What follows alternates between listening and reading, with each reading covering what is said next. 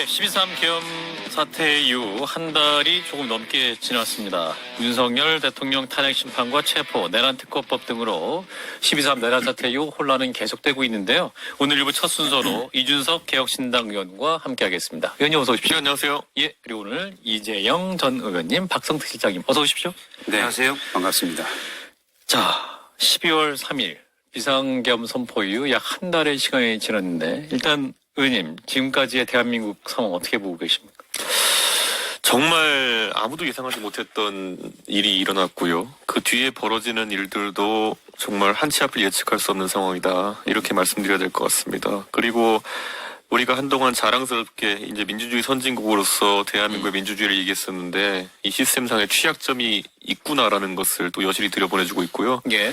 지난 탄핵과 비슷할 것도 같았지만 좀 다르게 진행되는 것이 오히려 이 일을 겪고 나서 양극단이 더 강화되는 모습이 최근 나타나고 있습니다. 그렇죠. 네. 그런데 이 일의 원인이었던 양극단 강화가 해법으로 등장하는 건 막아야 됩니다. 그렇죠. 네, 윤석열 대통령이 완전히 대한민국의 대통령이라면은 모든 국민을 품을 수 있는 그런 정치력을 발휘해야 되는데 결국은 아주 오른쪽에 가가지고 뭐 이게 전에 본인이 극우인지 아닌지 판단하는 쉬운 방법이 뭐냐? 이제 진중권 교수님이 알려준 판별법인데요. 나보다 오른쪽에 아무도 없으면 내가 극우입니다. 네, 근데 나보다 오른쪽이 전 윤석열 대통령보다 오른쪽에 누가 있는지 모르겠거든요. 저는 지금 그런 상황이 돼버렸는데. 저는 윤석열 대통령의 비극이 진영 전체로 옮겨가는 것 같아서 좀 걱정입니다. 그 조갑자닷컴의 조갑잡 대표도 네. 윤석열 대통령이 국민의힘 1호 당원이 아니라 네. 자유통일당 1호 당원이 된 것 같다. 왜 지금 이런 상황까지 가고 있다고 보십니까? 글쎄요. 원래 사람의 음모론이라고 하는 것은 오히려 자기 확신이 강한 사람일수록 강화가 되는 경향성이 있는데요. 그렇죠. 윤석열 대통령이 사실 검사로 생활해 오면서 본인이 죄 있는 자와 죄 없는 자를 가리는 역할을 평생 해왔기 때문에 그렇죠. 지금 상황에서도 그런 걸 본인이 하고 있는 게 아닌가. 그래서 저는 제가 윤석열 대통령이랑 부정선거 얘기도 몇 번 했지만은 예. 안 들어요. 다른 사람 말을 안 듣는다. 논리적으로 설명해줘도 안 듣고 예, 그러니까 참 이게 걱정입니다. 예. 자, 그러면서 이제 체포영장 기한이 연장이 됐습니다. 정확히 확인된 건 아닙니다만 설 연휴 전까지 약 3주 정도라고 알려지고 있는데 경찰도 지금 1000명까지 총동원령이 내려진 상태. 자, 이번에는 체포영장 집행될 수 있을까요? 저는 체포영장이 1차로 집행되지 않은 것이 예. 뭐 공수처의 책임도 있고 하지만 저는 굉장히 안타깝습니다. 그것 이후로 지금 아마 이게 뭐 모든 분들은 아니겠지만은 예. 저희 주변에도 이제 보면은 내용을 잘못 알고 있는 분이 계세요. 예. 예를 들어 지금 탄핵이라는 절차, 그러니까 헌법재판소에 진행된 절차가 하나 있고 예. 하나는 이제 수사를 하는 내란죄에 대한 수사를 하는 그 하나의 트랙이 있는데 지금 한남동에서 막아 세우는 거는 체포를 통해 수사되는 것을 막는 거거든요. 예. 그런데 탄핵도 안 될 줄 알고 있어요, 지금. 아하. 이 지지자 중에 상당수는. 아하. 그런데 탄핵은 지금 일정대로 쭉 진행이 되는 겁니다. 그러니까 지금 약간 그런 잘못된 정보 때문에 혹시라도 이렇게 물리적인 저지를 하면은 탄핵이 안 되지 않을까 또는 상당히 지연되지 않을까 거기다 부가 서비스로 뭐 이재명 대표 판결이 나올 때까지 버틸 수 있지 않을까 뭐 이런 생각하시는 분은 좀 잘못 생각하고 있는 거다. 근데 보수에 있는 정치인들이 그것을 정확하게 국민에게 전달하기보다는 오히려 거기에 편승해서 올라타고 여기서 강성지지층을 확보하려 나서는 모습 자체가 저는 예. 안타깝습니다.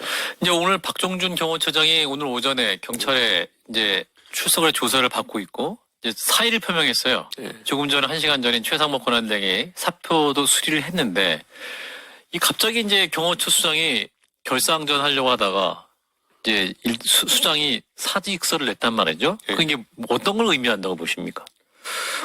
글쎄요, 저는 이 아주 질서가 잡힌 집단 하나 속에서는요. 예. 면전에서는 말하기 힘든 상황이 되게 많죠. 실제로 지금 저 관저 내에 벌어지고 있는 상황이 그런 상황일 것이다. 제가 자꾸 이제 반인륜 범죄자인 히틀러와 비유해서 그렇지만은 저희가 히틀러 영화 몰락이라는 영화에서 히틀러의 마지막 모습을 보면요. 예. 베를린 떨어지기 직전까지도 주변 장군들은 소리 지릅니다. 그렇죠. 네. 그러니까 저는 그게 얼마나 사실 그런 권력 집단, 네, 한 사람의 광기로 유지되는 권력 집단의 특성이 뭔지를 보여준다 이렇게 생각하는데요. 예. 제가 늘상 비유하는 우리들의 일그러진 영웅도 엄석대 무너지면 다 그다음부터는 바른 소리 하기 시작하잖아요. 예. 그러니까 저런 형태 집단의 특징인 것 같습니다. 근데 경호처가 좀 많이 내부적으로 무너지고 있다라고 우리 박성세 실장님이 취재를 하신 바가 있는데 이제 처장이 지금 오늘 사직서를 냈단 말이죠. 수리가 됐고 그러면 지금 경호처 내부는 더 동요할 수 있는 거 아닌가요? 지금 상황은 더 악화된 거예요. 악화됐고 경호처 내부에서 뭐 일부 실제 경호관들 상당수가 동요하고 있고 내가 왜 영장 집행을 막아서서 범법자가 돼야 되냐. 그리고 범법자가 되다 보면 유죄 판결을 하면 가게에도 뭐 여러 가지 연금 문제도 있고 여러 가지도 생길 수가 있잖아요. 그렇죠. 가족들도 우려가 많다 이런 게 실제 많았었고 그런 우려가 처장한테 최근에 전달된 것으로 제가 알고 있어요. 그래서 처장이 고민이 많다라고 했는데 이분이 본인이 그냥 도망가 버린 거예요. 어허. 그러면 차장이 대행을 하잖아요. 예. 현재 대통령실에서는 김성훈 차장이 대행한다고 하는데 제가 여러 차례 강조했지만 차장은 더 위험한 인물입니다. 여기는 김용현 직속 라인에 예. 대통령과 아주 오랫동안 가깝게 있으면서 이건 뭐 추정입니다만 내부에서 일부 하는 얘기입니다. 혹시 계엄 관련돼서도 이분이 알 수 있었을 것이다. 라는 얘기가 나오고 대통령과 운명공동체다. 예. 또 한 명이 이광우 경무본부장 이분도 마찬가지입니다. 그러면 예를 들어서 무력으로 저항하지는 않겠지라는 건 박종준 처장이 그나마 있어서 그런 생각이 조금 있었는데 내부에서도 김성훈 차장이 대행을 하게 되면 결사항전할 우려가 더 크다. 이건 제가 이제 확인하지 못했지만 처장이 경찰에 출석하면서 사직할 마음을 먹으면서 영장 집행에 저항하지 마라. 라는 메시지를 내부적으로 낸 것으로 전해졌습니다. 이건 확인이 안 돼서 제가 조심스럽게 얘기하는데 예. 근데 차장이 예. 김성훈 차장이 바로 틀어버렸다고 해요. 어허. 처장이 사표를 낸 다음에 오히려 그 박종준 처장은 약간의 비둘기파일 수도 있는 부분이 있는데 박종준 처장은 제가 듣기로도 뭐 비둘기다 예. 들었습니다. 예. 정치를 하려고 했던 분이죠. 또. 예. 그렇죠. 그래서 지난 6일에 입장문을 낸 게 본인이 경호처장이라는 입장에서 그냥 내가 다 안고 가겠다. 그래서 그냥 그렇게 간 건데 본인이 사실은 다 안고 갈 수 없죠. 그렇죠. 직원들 경호처 직원들 문제를 말이 안 되는 그래서 거예요. 고민하다가 사표를 냈는데 이게 상황을 더 악화시킨 무책임한 겁니다. 그래서 차장과 최소한 경호본부장 이 세 명 나머지 김성훈 처장과 이광우 본부장 이 수뇌부도 경찰이 일단 반드시 체포해야 된다. 이재용 의원님은 만약 저도 그 얘기를 듣긴 했는데 예. 우리 실장님 얘기가 맞다면은 사실 처장은 본인은 이거를 방해하기 싫지만 내부 분위기가 이거에 대해서 전혀 굽힐 생각이 없다 보니 예. 그냥 그 자리를 스스로 물러난 거죠. 그렇게밖에 해석이 안 되는데 예. 그럼 왜 했냐 마느냐 이분이 진짜 그런 마음을 가지고 했느냐는 사실 알 수가 없는 부분이고 오늘 뭐 지금까지 수사를 받고 있다고 하니 거기에 어떤 내용이 나오긴 하겠죠. 다만 이제 결론적으로 과연 그러면은 이제 체포가 구정 전까지 가능하겠느냐 이거잖아요. 예. 저는 지금 그 용산 그 한남동에서 일어나고 있는 일을 보면은 지금도 쉽지 않을 거다. 그러니까 처장과 차장의 예. 그런 그 방정식에서 빼내다 하더라도 저는 그 상황 자체가 쉽지 않을 거다라고 봅니다. 예, 지금 이제 대통령 도주설 나왔는데 네, 이준석 의원님. 저는 이번 사태를 겪으면서 우리 국민들이 원래 공권력에 대한 신뢰가 좀 있었거든요. 그렇죠. 근데 이번에 보면 공권력 중에서 특히 이런 그 무기를 다룰 수 있는 공권력 집단들이 굉장히 이상한 행태를 많이 보였습니다. 계엄 초기에 국회를 오히려 경찰이 포위하는 모습. 그게 국회 경비대거든요. 그렇죠. 국회 경비대가 그런데 경찰 일선 라인의 지휘를 받고 국회의장을 감금하는 사태인 거죠, 사실상. 그러니까 이것도 말도 안 되는 거고. 경호처와 그 안에 보면은 배속되어 있는 군인들 그리고 또 경찰 이런 것들이 다 입장이 이제 달라가지고 예. 혼선이 생긴 거거든요. 저는 그런데 경호처라는 조직도요 이번에 당연히 이 사태가 끝나면 개편 대상이 돼야 된다 이런 생각하는 게 예를 들어 예전에 미국 같은 경우에는 이 대통령 경호처라는 걸 따로 안 두고 워낙 대통령 권력이 비대해지는 것을 미국은 경계해왔기 때문에 재무부 산하의 비밀 경호국으로 뒀었어요. 아하. 예, 그래 이것이 군 경의 영향에서 벗어나기 위해 그 다음에 이제 국토안보부로 넘겨가지고 이제 운영을 하게 돼 있는데 저는 이 경호처라는 곳이 예전에 군사정부 시절의 잔재인지 모르겠지만은 뭐 군 출신의 이런 사람들이 들어가고 그렇죠. 이렇게 해서 하나의 사병부대처럼 돼버리는 것 같아요. 신인의 느낌. 그렇죠. 이게 무슨 대한민국이 지금 21세기에 지금 이 사병 집단 무슨 고려 무신 정권 때보다 사병 집단의 간의 대립 같은 걸 지금 보는 느낌이라 가지고 네. 저는 사실 이번에 경찰도 이렇게 많은 병력을 투입할 준비를 하고 있지만은 예. 이 경력이 투입돼 가지고 이렇게 하는 것도 참 모양새가 좋지는 않습니다. 비효실적이죠, 사실은. 그러니까요. 사실 저는 뭐 마약 수사에부터 시작해 다 투입해야 된다는 얘기가 지금 나오는데 저는 지금 아까 말해준 정보들하면은 경호처의 사기가 그렇게 높진 않은 상황일 겁니다. 저는 경호처에 있는 책임 있는 간부들 뭐 차장은 어떨지 모르겠지만은 네. 다 빨리 사임하고 이 사태를 해결하는 게 좋을 것 같습니다. 예. 지금 이제 경호처에 있는 직원이 뭐 언론에 예. 익명을 밝힌 입장은 그냥 열어줄 수 없으니까 서 있는 정도다. 직원들 명령이라 마지못해 여기 있다. 뭐 이 정도 입장을 밝히기도 했는데. 자, 이런 상당수가 예. 그렇긴 한데 예. 그런 분들이 또 우려하는 것 중에 하나는 상당수로 어떤 분은 생각이 다를 수 있잖아요.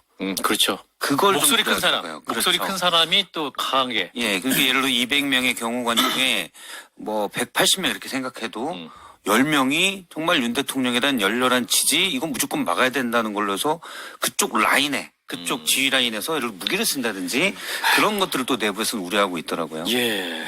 결코 그런 불행한 일은 없어야 되는 것이고. 자, 이 와중에 이제 한국갤럽에서 지지율 조사를 발표를 했는데 1월 7일부터 9일까지 전국의 18세 이상 1,004명을 대상으로 무선전화 전화 조사한 방식으로 조사한 결과인데 자세한 내용은 중앙선거 여론조사 심의위 홈페이지를 보시면 됩니다. 국민의힘이 34%, 민주당이 36%입니다. 이제 여야, 국민의힘과 민주당의 지지율 격차가 많이 줄었습니다. 의원님 이러한 지지율 흐름은 어떻게 보고 계십니까? 이렇게 지금 양극당 결집이 이루어지고 있는 상황 속에서는 네. 지지율 출렁이 큽니다. 이거 이제 예전에 이번 총선 앞두고도 2024년 초에 보면은 굉장한 출렁임이 있어가지고 뭐 국민의힘이 뭐 이길 것 같다. 네, 뭐 의료 개혁을 통해서 이길 것 같다. 예. 뭐 이런 얘기 처음에 나왔었는데 현장 분위기 보면은 전혀 아니었거든요. 예. 그러니까 저는 이 강경보수 결집이라는 것 또 반대쪽도 날 수 있습니다. 탄핵 초기에는 분명히 민주당 쪽을 중심으로 한 그렇죠. 그런 야권 결집이 더 두드러졌다면은 저는 어느 정도의 고정 지지층은 보수 진영이 갖고 있겠지만은 예. 한편으로 중도의 표심이라고 하는 것은 명쾌하게 탄핵에 반대하고 탄핵에 찬성하고 있는 그런 분위기이기 때문에 저는 탄핵 반대 의견을 중심으로 한 그런 정권 연장 의 의지를 가지고 투표에 참여한 사람은 조기 대선에 적을 것이다 이렇게 봅니다. 근데 지금 이제 대선 후보 어떠한 그 지지율 이것도 보면 이재명 대표에 이어서 김문수 장관이 8% 2위를 기록했다. 네. 여권에서 1위를 기록하기도 했는데 물론 뭐 이준석 의원님 숫자도 있긴 합니다만 김문수 장관의 등장 이건 어떻게 이해해야 될까요? 김문수 장관이 결국에는 탄핵 국면에서 예.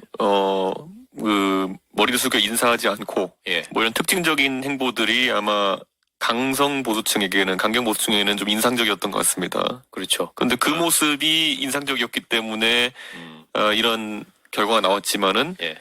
이게 어디까지 이어질지. 이어질지는 저는 뭐 좀 그렇게 길게 이어질 것 같지 않다는 생각합니다. 아, 그런가요? 예. 이게 뭐 사실 김문수 장관에 대한 지지율은 전체 여기에 응답한 분들의 예. 약 10% 초반대가 있는 극우 지지층. 이분들이 가장 극우 지지층은 김문수 장관을 하고 그 다음이 홍준표 시장으로 갔다. 거기가 끝이에요. 네. 만약에 국민의힘에서 그래서 이분이 인기 있네 그래서 김문수 장관을 대선 후보로 내놓는다. 그러면 역대급 격차의 대선이 될 수 있습니다. 근데 이런 식으로 이제 민심과 당심의 괴리가 크게 일어날 것으로 예상되면요. 조기 대선에서 대선 룰 갖고 이제 설이 지나면 설 연휴가 지나면 엄청 싸울 겁니다. 방금 전에 시장님 말씀하신 것처럼 명징하지 않습니까? 아하. 이게 당내에서 이제 어떤 경선 룰을 가지고 당심이 많이 반영되면 누가 유리할지 아하. 민심이 많이 반영되면 누가 유리할지 또는 벌써부터. 당심이 반영되면 내가 유리할 거야 하고 있던 후보가 이러다 김문수 되는 거 아니야? 이래가지고 또 다르게 틀 수도 있고요. 그러네요. 저는 이게 수싸움이 많을 것 같습니다. 이재영 의원님도 같은 생각이세요?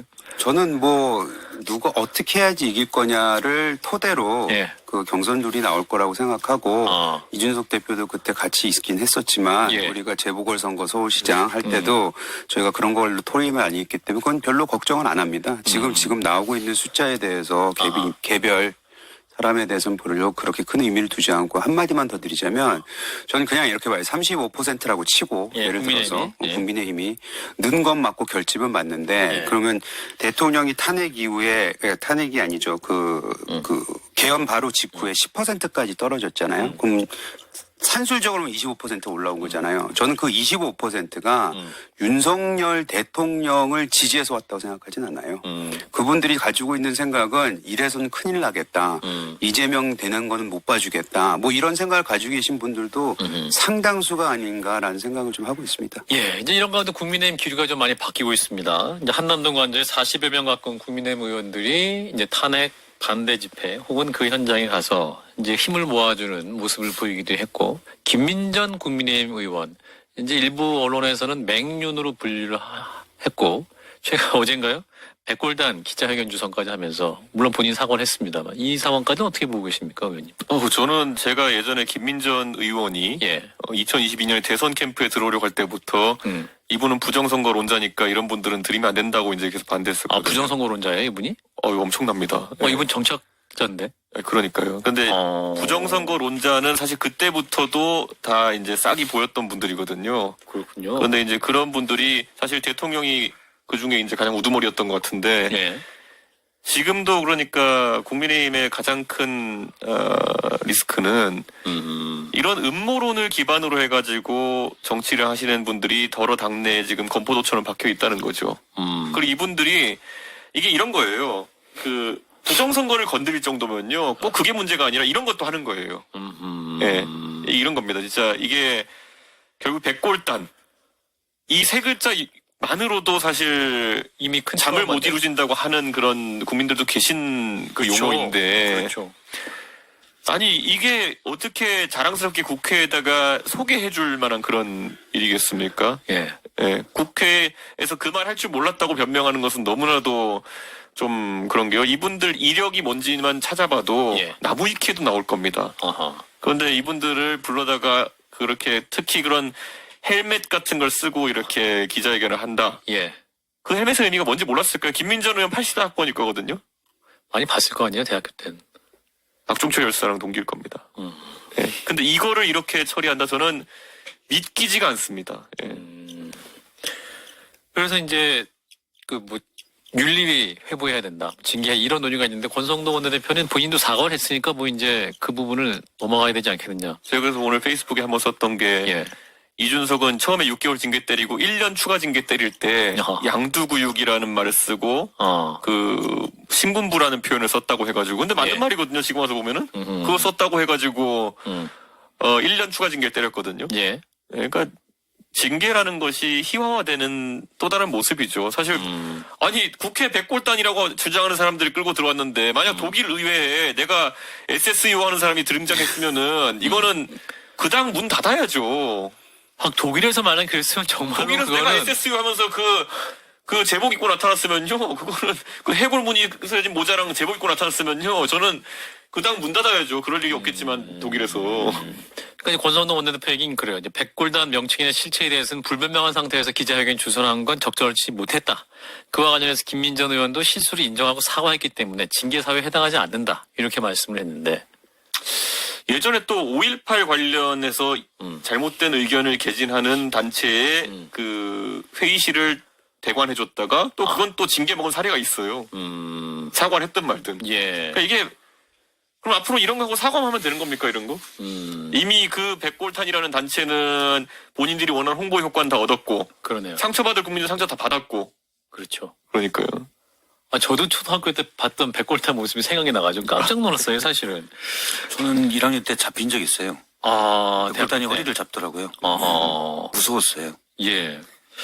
그래서 이런 가운데 여당에서 지금 또 이재명 대표 언급을 계속하고 있습니다. 탄핵 결과를 이재명 대표 재판보다 빨리 나오게 유리한 상황을 만들려고 한다. 혹은 이재명을 지키면 민주주의고 대통령을 응원하면 극우 정치냐? 이렇게 또 반론하는 분도 있는데 이런 그러면 어떻게 판단하십니까? 여당 내에. 그러니까 이게 이제 더맨더머 논리를 하려고 하는데요. 더맨더머. 예, 근데 제가 항상 강조하는 게 저도 이재명 대표에 대해서 지적을 많이 한 사람이지만은 이재명 대표가 초밥을 먹었든 아니면 뭘 먹었든 아니면은 뭐 했든 간에 계엄이라고요, 지금 여기 비교되는 그렇죠. 게. 예, 계엄이랑 어떻게 비교를 합니까, 지금. 예, 이재명 대표도 물론 이미 별이 4개고 이제 뭐 별이 몇 개 더 생길지 모르겠어요, 제가. 솔직히 그건 사법부가 할 일이지. 예. 정치에서 예단할 일이 아니고. 예. 예, 이재명 대표도 사법정리 잘 돌파하시길 바랍니다만은 못하시면 어쩔 수 없는 거고요. 그런데 거기에 대해서 계엄한 사람을 옆에 들이대면서 계엄한 사람 지키는 게 뭐 어때 이렇게 얘기하는 거는요. 예. 민주주의에 대한 중대한 도전을 한 사람에서 이렇게 얘기하는 거예요. 우리가 그 보수 집단에서 보통 김일성이나 아니면 김정일 이런 사람들 욕할 때 뭐라면 저 사람들이 뭘 했든 나중에 뭐 남북 정상회담 했든 뭘 했든지 간에 사람을 죽이고 전쟁을 일으키고 예, 그다음에 나중에 천안함 같은 그런 어떤 엄청난 일을 저지르고 이런 사람들이기 때문에 거기서 끝난다예요. 예, 저런 사람들은 사람 취급 안 한다. 이게 보수의 그런 기본 스탠스인데 대한민국을 무너뜨리는 그런 계엄을 했던 사람인데 지금 예, 저는 이거는 경중을 잘 따져야 됩니다. 저희가. 근데 또 변호인단 측에서는 평화적 계엄이었다. 계엄 선포의 목적이 달성되지 못할까봐 지금 고심한 것도 이런 입장까지 나오고 있기 때문에 지금 그건 아직도 미쳤다는 걸 그냥 풀어 설명하는 거잖아요. 아, 그런가요? 계엄 선포의 목적이 부정선거를 캐기 위한 것인데 아직까지도 미몽에서 깨어나지 못했다는 걸 그걸 변명이라고 하는 것 자체가 예. 제정신이 아닌 겁니다 지금. 그래서 지금 이제 어제 여야 6당이 내란 특검법을 예. 이제 재발의했고 아마 오늘 이제 국회 법사위 아마 통과된 것 같기도 한데 이제 최상목 권한대행도 여야 합의로 만든 특검법이 빨리 필요하다. 지금 공수처와 경호처의 갈등을 풀 수 있는 방법은 특검밖에 없는 것 같다 이렇게 말을 하고 있거든요. 어떻게 판단하세요 지금? 처음부터 속도가 저는 날까요? 특검으로 이걸 처리해야 된다 이렇게 얘기했고요. 사실 탄핵 표결하기 전에 저는 국조를 먼저 하자는 얘기도 했었습니다. 사실 이거는 야당 간의 협의에 있어서 제가 제시했던 건데요. 예. 왜냐하면은 박근혜 대통령 때 탄핵이 진행됐던 절차를 보면요. 결국 최순실 관련된 JTBC의 보도가 있은 다음에 그다음에 국정조사 그때 무슨 뭐 김경진 의원 뭐 가서 뭐 했을까 뭐 스카이 하고 운영 나왔죠. 그리고 뭐 김성태 위원장이었나요? 뭐 호통. 우병우 증인 뭐 이렇게 하고 다 기억나잖아요. 예, 예. 근데 그 절차를 통해서 국민들이 명명백백히 안 거예요. 아하. 그리고 그 다음에 탄핵 절차로 들어갔기 때문에 아하. 결국에는 조금 국론 분열이 덜했던 거죠. 근데 지금은 이거는 글쎄요. 계엄이라는 것이 워낙 중차대하기 때문에 굉장히 신속하게 진행된 것도 있지만은 계엄이 터졌으면요. 민주당도 좀 한 가지 집중했었어야 되는 거예요. 그렇죠. 예. 근데 여기에 이제 여러 가지 특검 처리하고 또 이러다가 또 한덕수댕 날리겠다고 또 표결해야 되고 이런 상황 계속 만드니까 예. 너무 혼잡해진 겁니다, 지금. 지금 헌법재판소도 지금 20몇 명 끌어안고 지금 탄핵 심판해야 되는 그런 상황이 왔고 저는 이거는 민주당 내에서도 좀 전열 재정비했으면 좋겠습니다. 권성동 대표는 포장만 바꾼 박스가리법이다. 당연히 수용할 수 없다. 이렇게 얘기를 하고 있는데 사실은 한동훈 대표가 했던 제3자 추천 방식이기도 한데 이분은 왜 여당이 수용할 수 없는 겁니까?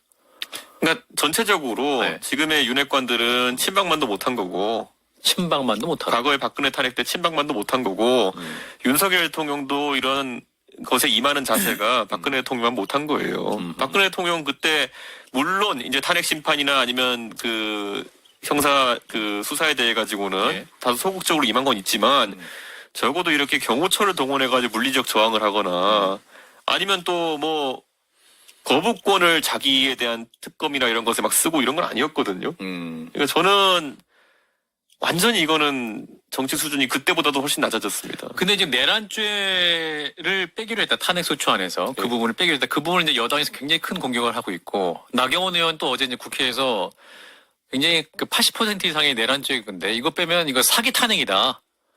저는 탄핵 심판 진행한 데는 문제가 없을 거라는 생각을 하고요. 하지만 굳이 그걸 빼자고 한 건 저도 이해 가지 않습니다. 저도 천하람 의원이 이제 소추위원단에 있기 때문에 몇 번 물어봤는데 결과적으로 문제는 별로 없겠지만은 왜 그런 빌미를 주느냐에 대해서는 역시나 민주당의 또 민주당을 실질적으로 이끌고 있는 이재명 대표의 조급함이 작동했다. 저는 이렇게 봅니다.